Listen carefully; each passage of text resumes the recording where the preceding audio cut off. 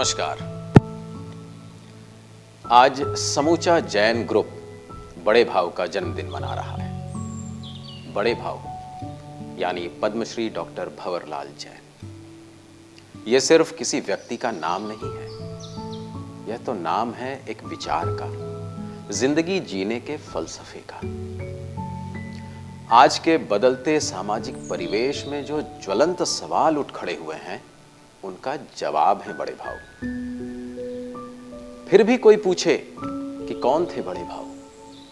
उद्योगपति, किसान, शिक्षाविद, लेखक, गांधीवादी या समाज सेवी? जवाब इस पुस्तक की अंतिम पंक्ति में मिल जाएगा। जी हां, यह पुस्तक वो और मैं, भाव द्वारा लिखित वो और मैं। मूलतः मराठी में लिखी यह पुस्तक एक तरह से उनकी जीवनी है। मराठी में तियाणीमी, हिंदी में वो और मैं। यह पुस्तक उनके जीवन वृत्तांत को सामने रखती है। कैसे वाकोद के कच्चे मकान में पैदा हुए नन्हे भंवरू ने विश्व की अग्रणी ड्रिप इरिगेशन कंपनी की नींव रखी। वो और मैं पुस्तक समीक्षा को विभिन्न भाषाओं में प्रकाशित करने का अभिनव प्रयोग मेरे अग्रज, मेरे मित्र श्री ज्ञानेश्वर शिंदे की ही मानस उत्पत्ति है। इस प्रयास को उन्होंने संवाद संपदा का शीर्षक दिया है। इसके अंतर्गत प्रयास बस इतना है कि इस पुस्तक के पारिवारिक, सामाजिक व भावनात्मक संदेश को अधिक से अधिक लोगों तक पहुंचाया जा सके। मैं उनके इस प्रयास की भूरी भूरी प्रशंसा करता हूं और अपनी शुभकामनाएं देता हूं कि वे अपने सद प्रयास में सफल हों।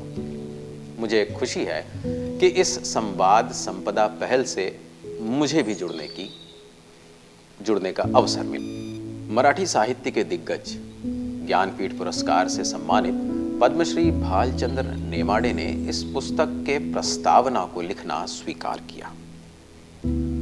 वह भी इस पुस्तक के सामाजिक महत्व को देखते हुए, और शायद यह उनका पहला प्रस्तावना है जिसे उन्होंने 2009 में राष्ट्रपति निवास शिमला के अपने प्रवास के दौरान लिखा। इस पुस्तक में उनके संघर्षों, बड़े भाव के संघर्षों व उनकी उपलब्धियों का वर्णन है। उपलब्धियों से भरे उनके जीवन का जो देदीप्यमान सौर मंडल उभरता है, उसके केंद्र में ऊर्जा का एक अक्षय स्रोत दिखाई देता है, और ऊर्जा के इस केंद्र का नाम था कांताबाई। बड़े भाव की अर्धांगिनी कांताबाई।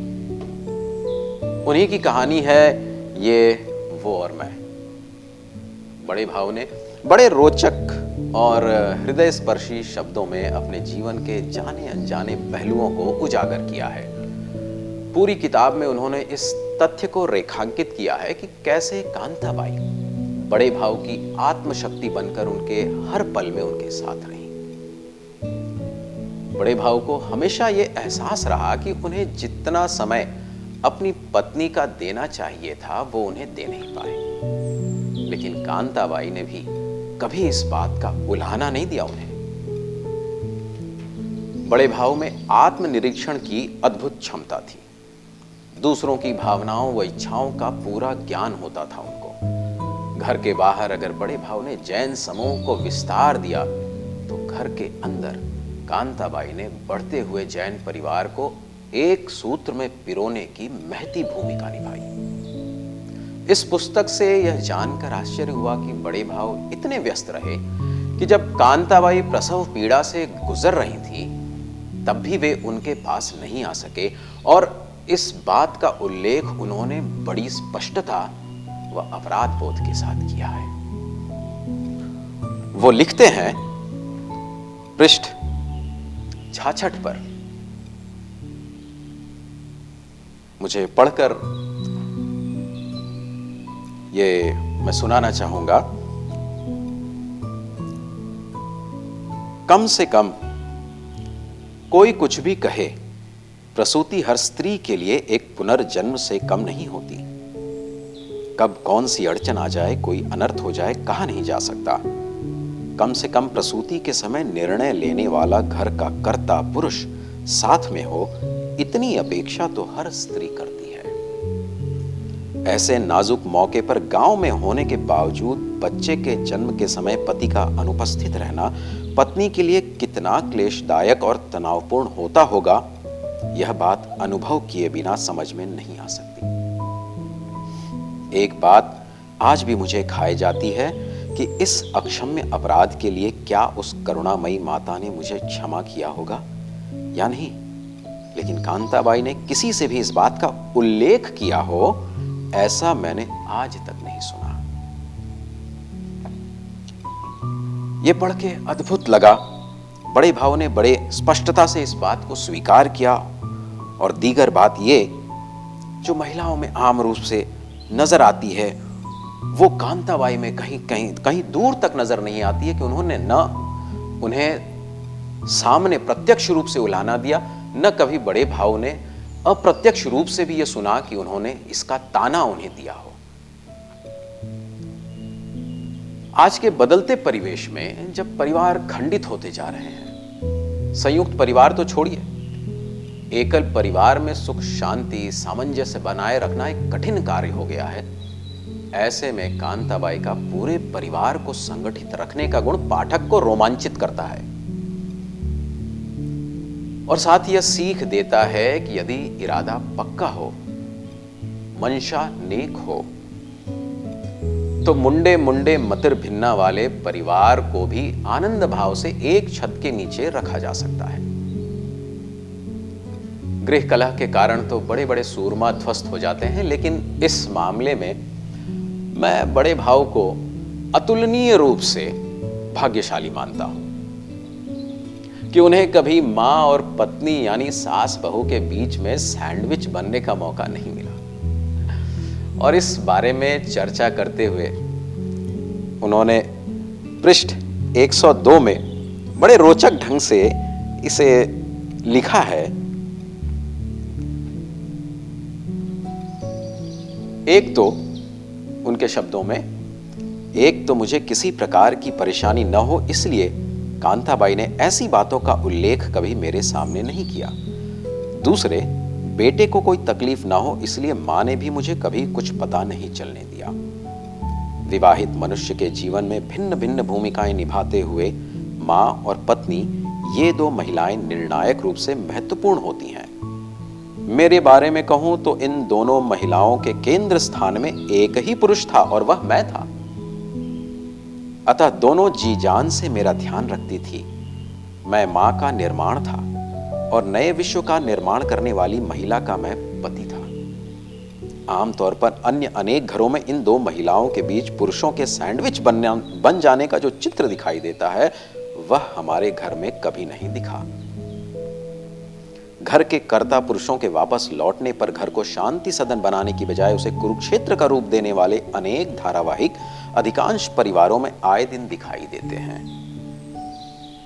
इसलिए मैं उन्हें अतुलनीय रूप से भाग्यशाली मानता हूं कि उन्हें इस परिस्थिति का बिल्कुल सामना नहीं करना पड़ा। और शायद यह भी एक कारण है कि वो पूरी तन्मयता से अपना वक्त, अपना समय जैन समूह के व्यवसाय को, उसकी जरूरतों को दे पाए। उतना ध्यान, उतना लगन जो उन्हें अपने घर या कांताबाई के सहयोग से मिलता रहा। आधुनिकता के इस दौर में पति पत्नी के बीच जो पर्सनल स्पेस के नाम पर जिस मानसिक दीवार का निर्माण होता है, उस पर बड़े भाव का मंतव्य सारगर्भित है। बखूबी उन्होंने इस पर्सनल स्पेस की बखिया उधेड़ी है। फेमिनिज्म के नाम पर महिला सशक्तिकरण की जो खोखली परिभाषा आजकल गढ़ी जा रही है, उस पर भी बड़े भावों ने बड़े तर्कपूर्ण ढंग से सटीक विचार रखे हैं। क्या पाश्चात्य वेशभूषा से सज्जित फर्राटेदार अंग्रेजी बोलती हुई नौकरी पेशा लेडी ही फेमिनिज्म की सच्ची मिसाल है? हरगिज नहीं। पिछले हफ्ते जानी मानी साहित्यकार क्षमा शर्मा का लेख पढ़ते हुए मुझे बरबस ही कांताबाई का जीवन याद आ गया। क्षमा शर्मा परिवार को अपना पूरा समय देने वाली महिलाओं के योगदान को रेखांकित करती हैं।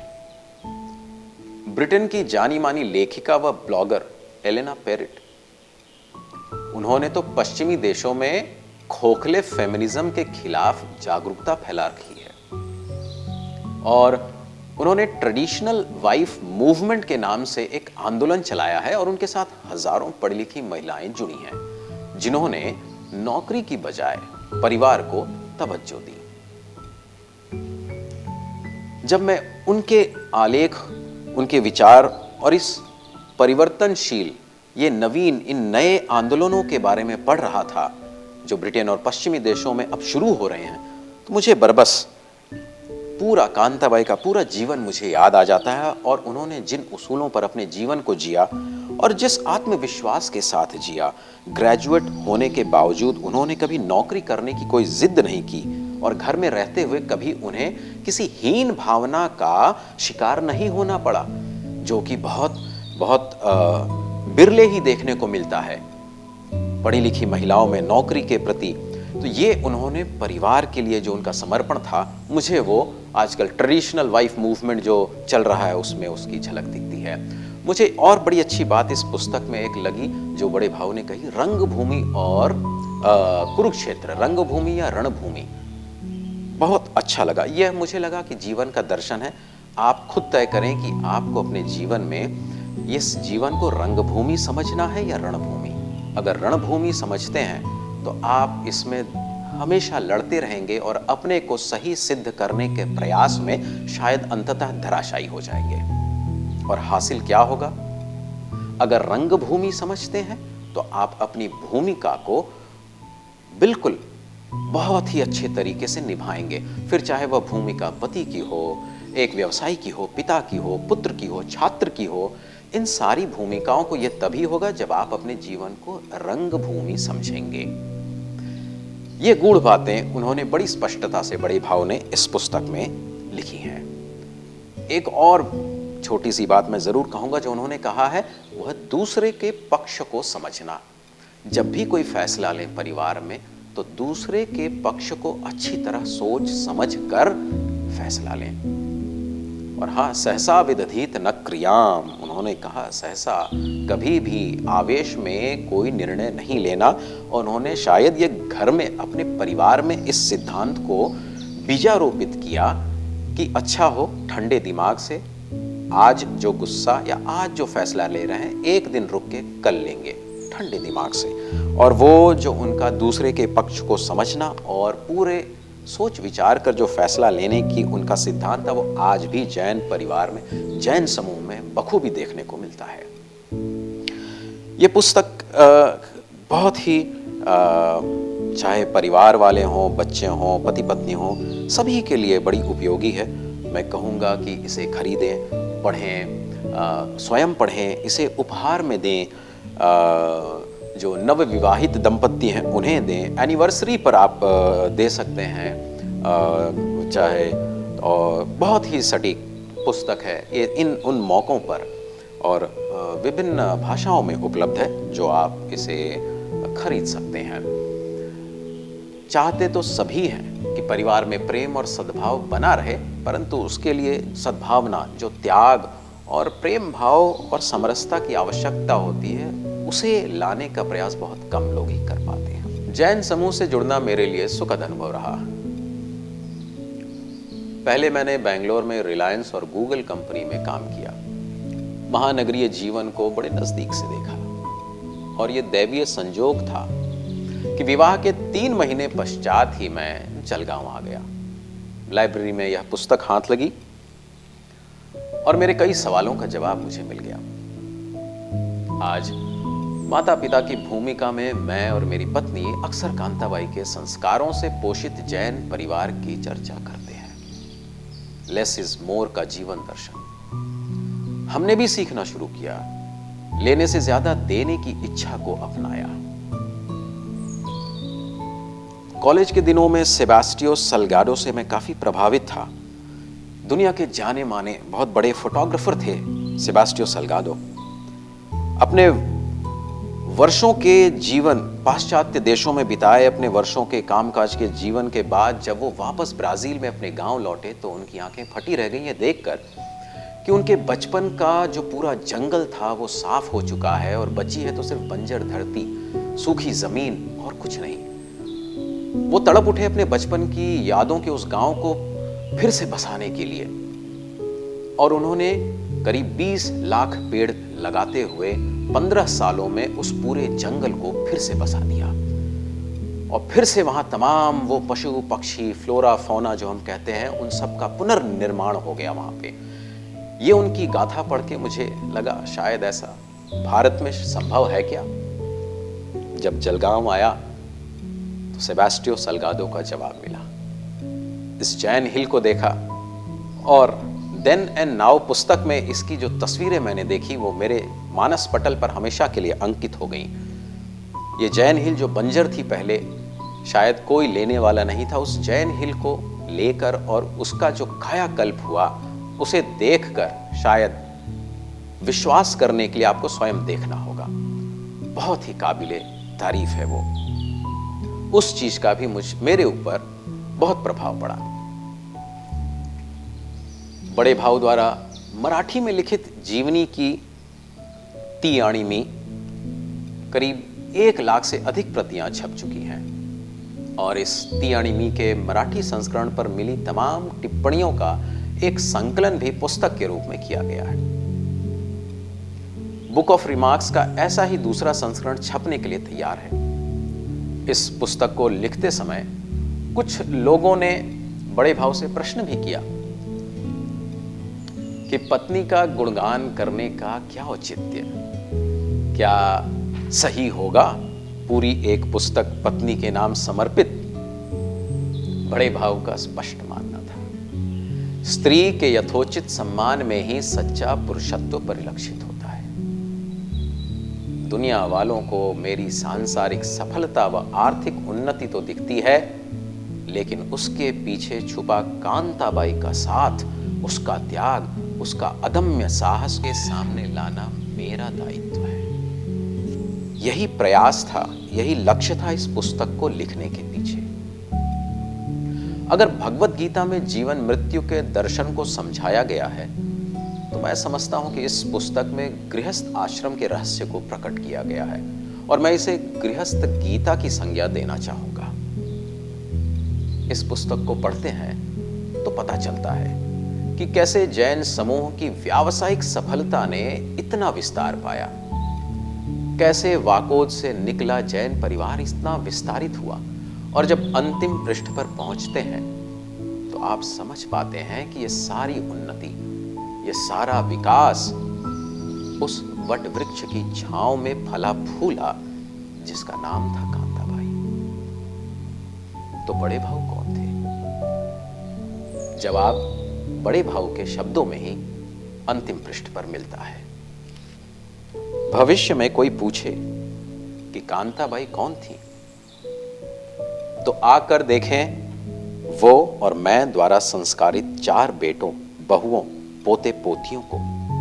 यही नहीं, सुख संतोष से जीने वाले और प्रेम के अदृश्य धागे से बंधे विशाल जैन परिवार को और सामाजिक दायित्व को निभाने वाले जैन उद्योग को।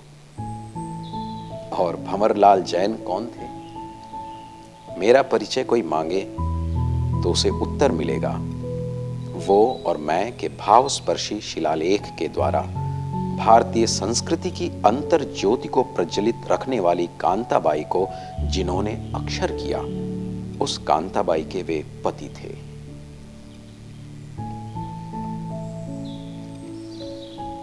जैसे एक नदी अपनी विशाल यात्रा के बाद खुद को सागर में समाहित कर देती है, वैसे ही बड़े भाव ने अपना पुरुषार्थ, अपना पुण्य, अपने सर्वस्व को अंततः कांताबाई में द्रोहित कर दिया। वो और मैं, आप सभी को मेरी शुभकामनाएं।